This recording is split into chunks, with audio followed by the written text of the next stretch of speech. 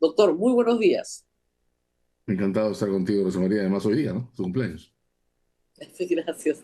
Bueno, es judicialmente muy complicada la política hoy en el Perú. Se ha judicializado todo.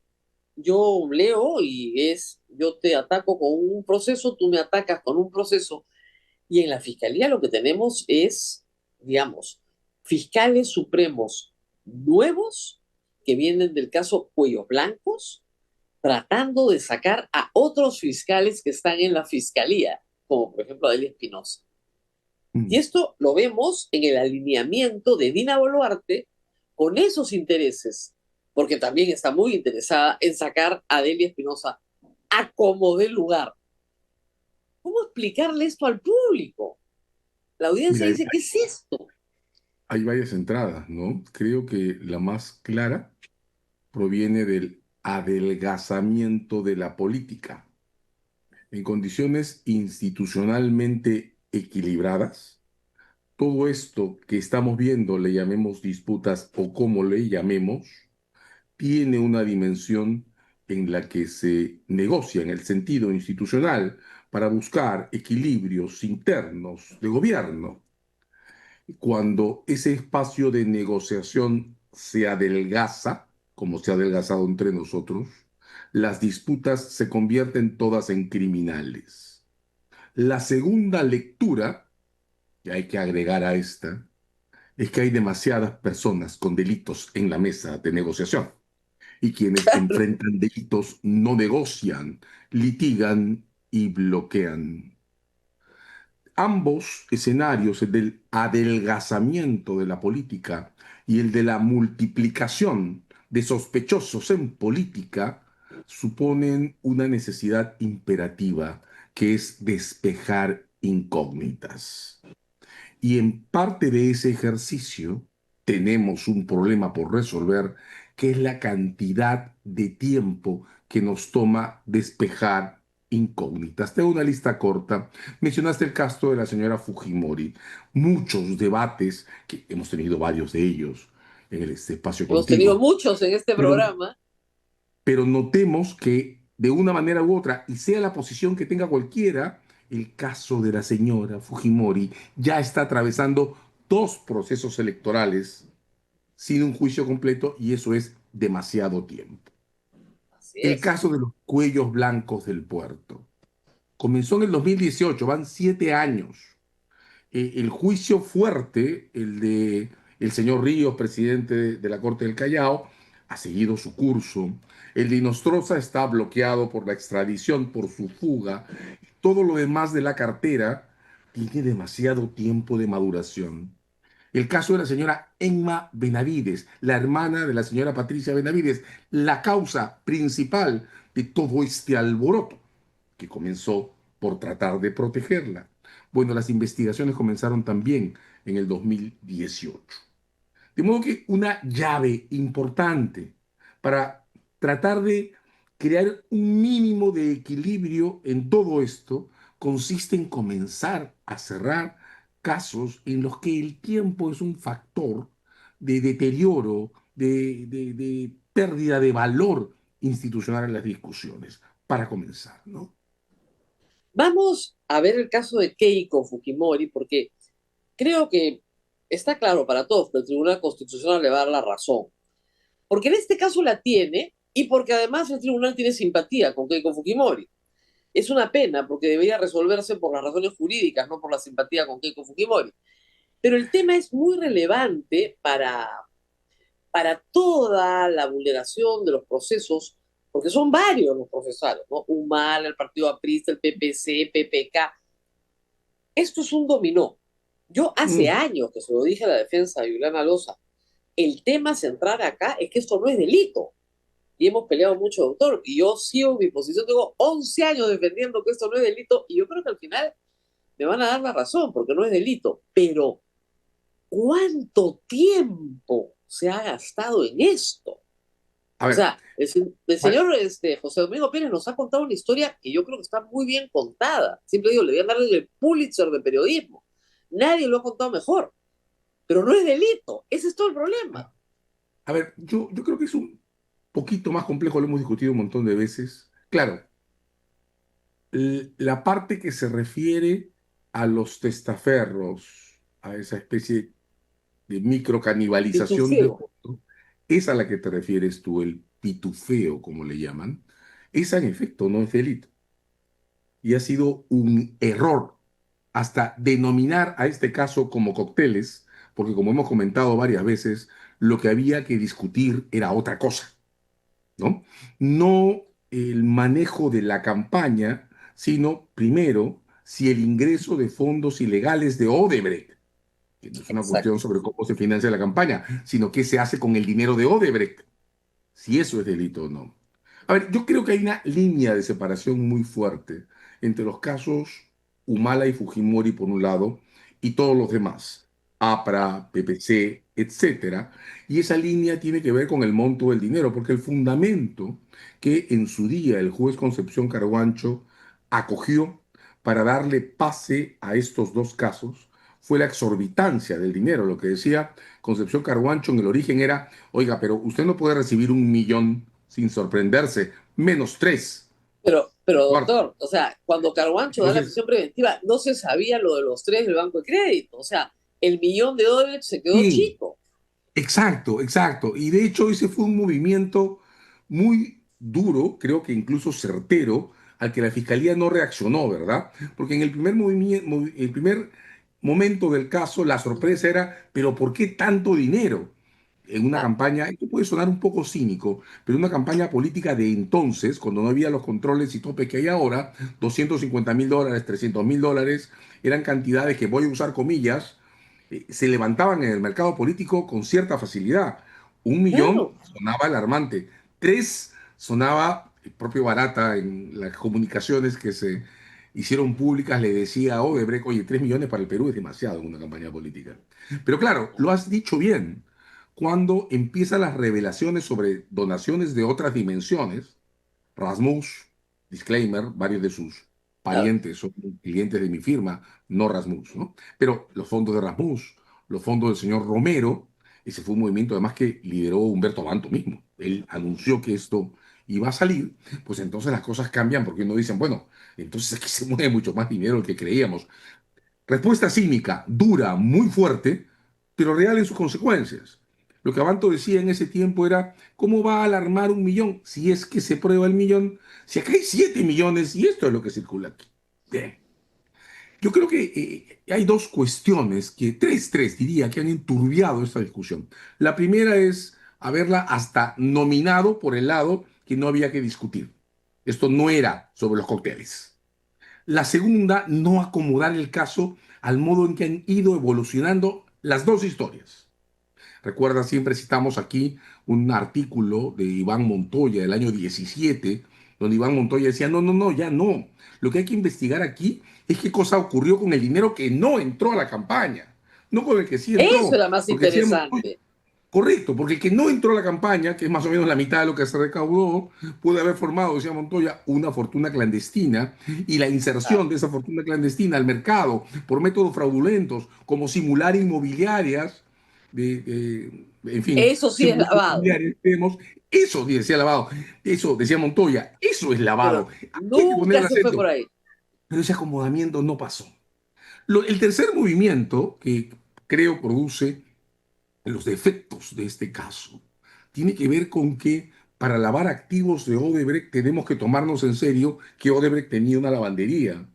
Yo, Claro. en todos los comentarios que hemos compartido, he insistido en que estoy convencido que Odebrecht manejaba una lavandería, pero la Fiscalía nunca ha hecho un caso Nunca lo ha legal sobre la probado. lavandería de Odebrecht. No está en el convenio de colaboración eficaz. El convenio de colaboración eficaz no se ha extendido sobre el lavado de activos. Entonces, ¿cómo me tomo en serio la teoría de la lavandería si el lavador no tiene cargos? Claro, en el fondo de Doctor, todo y en esto su está además, experiencia, como dicen con los médicos, ¿cuál es su prognosis para la sentencia del TC? si el señor Gutiérrez Tix es el ponente, creo que está Ponente. claro. Ahora, yo tengo que decir, lamentándolo, que el acting del señor Gutiérrez Tixe en la audiencia no ha sido el de un juez. Esa forma de confrontar con No. quien para los hechos es un abogado de litigio, el fiscal Pérez Gómez, no corresponde a la magistratura del Constitucional. Lo lamento. A ver, Rosa María, podemos o no tener distancias con las líneas de principio del Tribunal Constitucional. De hecho, lo hemos comentado aquí, yo he criticado muchísimos fallos, comenzando por el del SUNEDU. Pero el juez constitucional es antes que nada, el Tribunal Constitucional es antes que nada Tribunal Constitucional. Claro, Y eso supone que sus magistrados mantengan la posición que les corresponde como tales. Creo que lo que el señor Gutiérrez Tixe hizo es completamente inapropiado, por decirlo menos.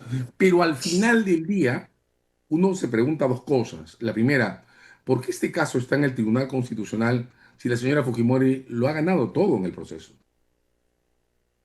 Este todo. es el único Claro. caso en el que un juicio en marcha ha sido anulado a mitad de juicio porque estaba mal hecho. Eh, En teoría, ese es el tipo de caso en el que un tribunal constitucional promedio dice, señores, ¿y por qué vienen para aquí si están ganando? claro. Terminen su proceso. Entonces ya la admisión del caso en esa sede dice mucho sobre lo que va a Claro. pasar. Y yo creo que va a resultar poniéndole punto final a toda esta historia. Ahora, tenemos otro Sí, tema, porque tenemos otro tema que, como dice Marcos Cifuentes, todo pasa por los cuellos blancos. Y se trata de el señor Santibáñez. Señor Santibáñez y las investigaciones nuevas sobre sus actividades supuestamente, presuntamente ilícitas cuando era ministro del Interior. Lo que ha llamado la atención, no sé, creo que he visto su tuit, es que el Consejo de Ministros defienda al hermano de la presidenta, que no es funcionario público y al cual se le está imputando crearse, inventarse un arraigo laboral con ayuda de varios personajes. ¿Qué puede hacer el Poder Judicial acá y el Ministerio Público? El Ministerio Público salió a decir, nosotros no arreglamos a nadie, por si acaso, y hemos incautado documentos relevantes. Ah, también lo han dicho, relevantes, no han dicho cuáles. a Ahora, ver, ¿qué se hace ahí? a ver, ¿qué va a pasar aquí? Es la pregunta, ¿no? ¿Qué va a Mira, pasar? varias cosas. Primero, sí, encuentro absolutamente inapropiado. He visto a Andy Carrión diciendo en una entrevista casi delictivo, esa frase es muy fuerte, hay que tomarla en cuenta, que el Consejo de Ministros haga un pronunciamiento así unilateral, no es una conferencia de prensa, pero un pronunciamiento a favor de alguien que a fin de cuentas es un ciudadano privado, tiene intereses privados y tiene un litigio en el que debe defenderse.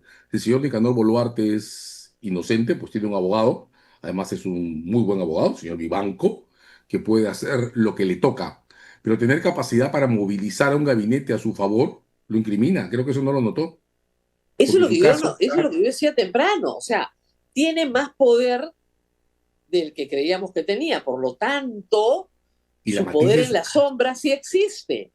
Y la matriz de todos sus casos, Rosa María, se refiere a tráfico de influencias, a usar posiciones de influencia basadas en la ubicación de su Pobre hermana al abogado, presidente de la pobre el República, abogado del señor Vivanco, debe estar desesperado tratando de decirle, por favor, no lo defiendan. pero es que acaban de confesar cuál es la capacidad de influencia del señor Boluarte en público. Entonces, eso, además de casi delictivo, resalto esa frase de Andy, es torpe, profundamente torpe. Le acaban de dar Claro, la razón a la fiscalía, ¿de acuerdo?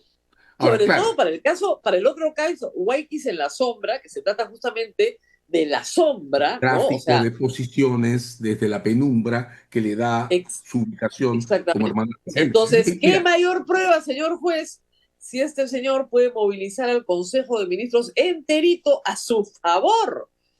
Entonces, claro, y a su hermana, o sea, en fin, a la hermana siempre hay la excusa absolutoria, ¿no? Por el no, parentesco, pero no, los no. otros, Mira, es lo que pasa en Argentina con el señor Milei, ¿no? Y la defensa de su hermana también. Lo que pone en evidencia eso es una pérdida absoluta, ya lo sabemos, ¿no? Eso es casi redundante, de todo decoro en la diferenciación entre lo público y lo privado, ¿no? O sea, ya hace rato estamos protestando porque la presidenta de la República organice su gabinete como un equipo de litigación. Y con todo respeto, el regreso del señor Santibáñez pone eso en evidencia. El señor Santibáñez es un factor de litigación, un juego litigante, no es un factor de políticas públicas. Extender esa distorsión de lo que representa el gobierno hacia su hermano, que ni siquiera tiene un cargo público, bueno, pues es confirmatorio. Pasa más o menos lo mismo que habría ocurrido si el caso contra la señora Fujimori hubiera girado a ese esquema de Claro, fortunas clandestinas que quería Montoya. Ahí se hablaba de una inmobiliaria y quien maneja la inmobiliaria ha puesto en evidencia que no tiene ninguna noción de negocios, ¿no? Salió sí, de la inmobiliaria y se ha dedicado a actividades que tiene derecho a de ejercer, farándula, de pero entretenimiento. pero la actividad de farándula pone en evidencia que un empresario de bienes raíces no es. Bueno, aquí pasa lo mismo, ¿no? Hay una Claro. matriz de cargos contra el señor Nicanor Boluarte por ejercer influencias en la penumbra o desde la penumbra y el señor reacciona ante un allanamiento con una conferencia de prensa de ministros. Claro, o sea, como dice, lo asesora el enemigo. Y en este contexto, la entrada y la salida de Vizcarra del penal de Ancón, ¿qué cosa es eso? Además del caos, y además el jefe del INPE ni le han pedido la renuncia, porque claro, si mete la pata, ¿no? No, pero entra y sale. ¿Qué pasó Sí, mira, ahí? hay ahí, Rosa María, una especie de, una referencia que tenemos que empezar a internalizar para analizar ese tipo de casos, y es la volatilidad de las decisiones. A ver, si algo nos pasa desde el 16 para aquí, desde que la mayoría en el Congreso, en ese momento fujimorista, decidió censurar a un ministro como Jaime Saavedra, que es ahora el representante del Banco Mundial para la Educación en el planeta, ¿verdad? Y lo teníamos de Sí, ministro. Ya, desde ahí en adelante, la volatilidad de las decisiones políticas se construye por la falta de referencia y la falta de límites. Entonces estamos en una escena político-legal que se orienta por el capricho. Hace muy poco tiempo el Congreso inhabilitó a una fiscal ya repuesta, la señora Zoraida Ábalos, por haber declarado que los casos sobre presidentes tenían que suspenderse. Lo hizo antes que cambie la doctrina de la fiscalía. Ahora el Tribunal Constitucional declara que los presidentes tienen que ser protegidos y que los casos deben suspenderse. Mira cómo cambian las cosas, ¿no? Entonces, ¿y el Congreso dónde está en el medio de ese estropicio de conceptos sin límites? Bueno, aquí en la escena de Vizcarra, Vizcarra es, debo decir, un personaje por el que no siento ningún afecto ni preferencia. Creo que cosas como Richard Swing y el caso que está todavía en discusión en tribunales para juicio sobre los sobornos en el gobierno de Moquegua caracterizan al personaje, pero lo que ha ocurrido muestra una volatilidad definida por falta de consistencia en decisiones públicas. Alguien, si uno reconstruye la escena, no entendería que alguien quiso congraciarse con el gobierno castigando al enemigo político y mandándolo a un penal distinto de los presidentes. Coge la matriz. Es más o menos lo mismo que ha pasado con el tratamiento a Sagasti en el Congreso, ¿no? así es. El lenguaje es el mismo. Él no es presidente elegido, fue presidente por reemplazo. Entonces no se le puede poner un cuadro en el hall de los presidentes. A Merino sí, a él no, pero Merino también Sí, fue presidente por reemplazo y tiene un cuadro del hall de los presidentes. Entonces Vizcarra no es presidente elegido, así que no va a Barbadillo, se va a un penal común y cállense todos porque ustedes querían que Fujimori vaya a un penal común y luego no, mejor lo regresamos. Bueno, esa volatilidad significa falta de norte, nada más. Es la hija de la banalidad. sí, Es la hija de la banalidad. pero un costo que Vizcarra puede capitalizar, ¿no? Y claro que va a Bueno, capitalizar. El creo que abuso capitaliza para el abusado, o sea, si uno revisa el lenguaje político de Vizcarra, ha capitalizado hasta Lagarto, ¿no? claro, está clarísimo. Entonces, de nuevo, en la volatilidad, el impulso provoca torpezas, Claro. ¿no? Porque en Y, la y volatilidad, en la falta de referencias y de límites, se decide por capricho, sin cálculo. vamos a tener mucha litigiosidad en las próximas semanas y meses en medio de un proyecto electoral, varios proyectos electorales simultáneos. ¿En qué medida esto va a afectar profundamente al Ministerio Público del Poder Judicial? Yo no creo que resistan mucho más tiempo, ¿ah? A ver, creo que el judicial ha mantenido una apariencia bastante sólida y Más la neutra, ¿no? neutra. Las fiscalías están en este momento, me parece, afectadas en la opinión pública por el retardo de casos emblemáticos, en primer lugar. Y segundo, por una multiplicación innecesaria de controversias que me parece son innecesarias y son ajenas. La sede de Patricia Benavides, por ejemplo. En la última crisis, en la que condujo a su retorno como fiscal suprema, si uno la mira fríamente, la señora Benavides lanzó dos discursos contradictorios de defensa. Hay una línea en la que cuando la Junta decide intervenir abruptamente con esa decisión publicitada por el señor Gino Ríos, su presidente, con su sola firma, la señora tenía una demanda de amparo en proceso. Una demanda de Ah, amparo en la que pretendía que un juez constitucional declare que su institución había sido inconstitucional, definida en los términos de su defensa y en un claro. marco en el que podía ejercer sus derechos. Y de repente, abruptamente, entra la Junta Nacional de Justicia a moverlo todo. ¿Qué suena en ese apresuramiento? ¿Cuántos hay apresuramientos de ese tipo? Lo hubo en Benavides, o lo hay en el caso de la señora Fujimori, está ganando todo, pero de repente entra el Tribunal Constitucional, uno empieza a notar que el tiempo es importante para alguien. Y claro, el tiempo es en este momento un factor de organización del proceso electoral. Ah, Entonces, el caso de Benavides se ha acelerado en sus discusiones por un factor externo a las fiscalías, no interno. Y ese factor es quererla tener ahí, ¿no?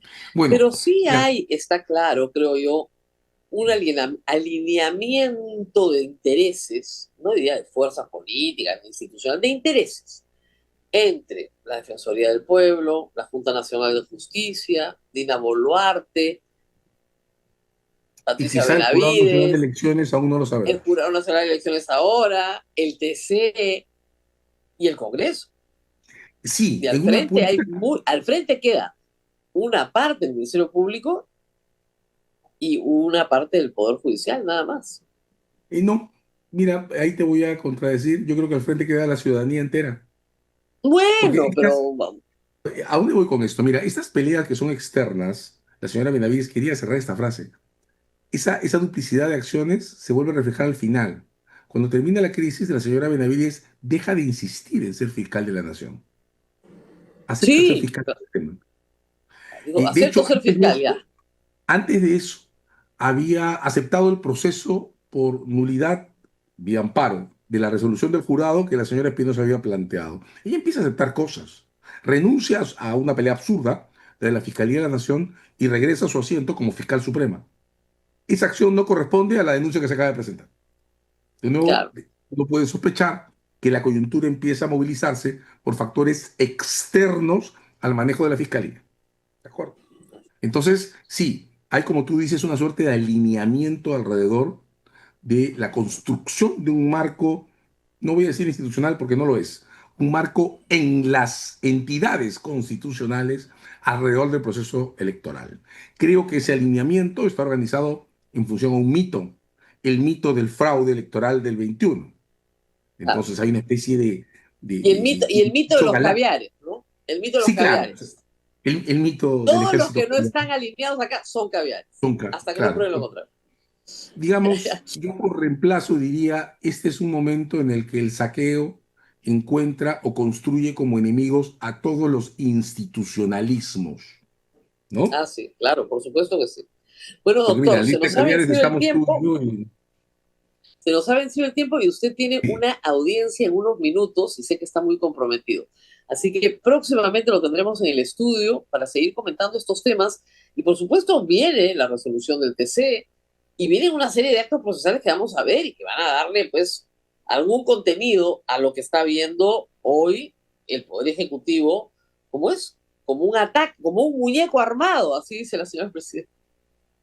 Pero como hemos explicado acá, esa defensa no hace sino abonar en la tesis del poder de Nicanor Boluarte para ejercer el tráfico de influencias. ¿No es cierto? ¿qué tal confesión? Qué ¿Qué tal bárbaro. confesión? Estaré encantado de Qué seguir mal conversando contigo, defendido, María. por Dios. Qué mal defendido. Muy bien. Muchísimas gracias, Abrazo, doctora gusto, Sarachi, por gracias. haber estado con nosotros.